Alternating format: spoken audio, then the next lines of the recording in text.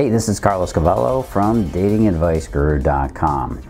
You want to stop looking like you're needy and desperate? Well, we're going to talk about that today. I'm going to give you 7 things that make a girl look desperate to a guy. Oh, and number 4 on this list is a doozy, so make sure you watch all the way to that one. I'm pretty sure you know instinctively that you don't want to look desperate to a guy, right?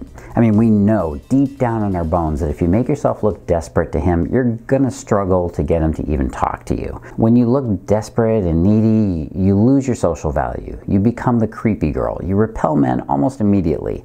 You make them think you're easy and you don't have any self-esteem. The list goes on and on and on. You know that you don't want to look desperate or needy, but sometimes you feel that pull towards a guy and you can't help doing some of these things. It's also hard to know if you're crossing that line from just making your interest known to him, because guys are thick, and maybe going too far and pushing it into coming on too strong. Well, let's jump right in with number 1. Don't look desperate. Don't do this. Number 1. Don't be too available. Again, this falls in the category of stuff you know, but you keep doing anyways. I find myself frequently coaching women that they need to be a little bit more hard to get. But when I do, I hear this inevitable and lame excuse of, "But Carlos, I don't want to be manipulative. I want to be authentic and real with him." Yeah, I know. And a whole bunch of other justifications for not letting destiny run things for you again. Well, look, I have to get real with you here for a second. Read this list. Makeup, underwire, push-up bra, low necklines, high heels. Those are just a few of the things that women use to be more attractive to men. Now, can you imagine going out without makeup, without a bra, wearing a turtleneck sweater and sneakers? Yeah, I thought so. The truth is that all that stuff I just gave you in that list is, technically speaking, manipulating men. So let's get off this whole thing about not wanting to manipulate guys. When you're too available to a guy, you're really just lowering your value to him. We don't want what comes too easily. All right, don't look needy. Don't do this. Number 2. Stop texting him like a super freak. Okay, maybe you're not a super freak, but let's just go through a few of the things that make you look like that to him. Double texting him. That's when you send the same text again, thinking that somehow your previous one didn't get through or was eaten by text gremlins. Look, he got it. It just didn't register or land with him in that moment. So saying things twice looks really needy. Asking him if his phone is working or saying that there's something wrong with yours. So you text him again. Again, this is just like double texting. Come on, he got it. You know he did. It's your anxiety and insecurity that's pushing you. Texting him compliments or texting him a little too much. Yeah, guys have a threshold on this stuff, and there's a certain amount of, well, frequency that we want to hear from you. You got to keep these impulses under control. Don't look like a desperate woman. Don't do this. Number 3.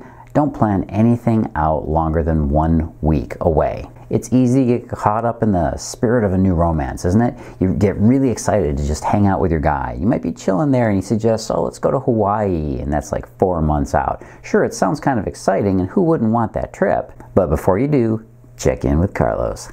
Is he really a good prospect already? Does it feel like he could be the one?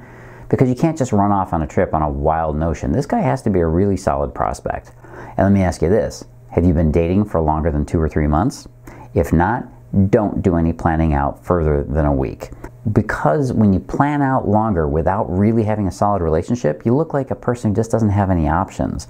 You look desperate. You look lonely and needy. And besides, who knows if this guy's even going to be around that long? All right, stop being a desperate chick. Don't do this. Number 4. Stop leaning in. Some people lean into everything they do. Some people lean back. Leaning in means that you're more there, you're more eager, you're more attentive, more focused on whatever it is, whether it's the relationship or your hobbies or your work, a little bit more anxious. Leaning back means that you're more relaxed about things. Nobody ever has to tell you to chill out. Things don't seem all that urgent.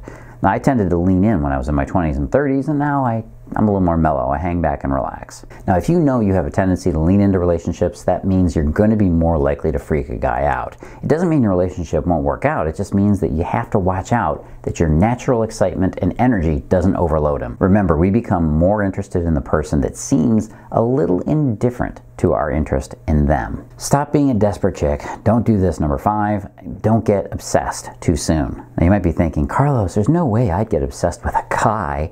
But trust me when I tell you that When you haven't had a date in a few weeks, and you haven't had a boyfriend in a few months, or you go through a bunch of crappy experiences meeting guys, or you go to your best friend's wedding and start feeling pangs of jealousy, or you watch a bunch of romantic movies one lonely Saturday night, if you go through a combination of those activities in a few weeks' time, and then you meet a guy that looks promising to you, you really run the risk of jumping into a relationship too far and too fast and getting a little obsessed.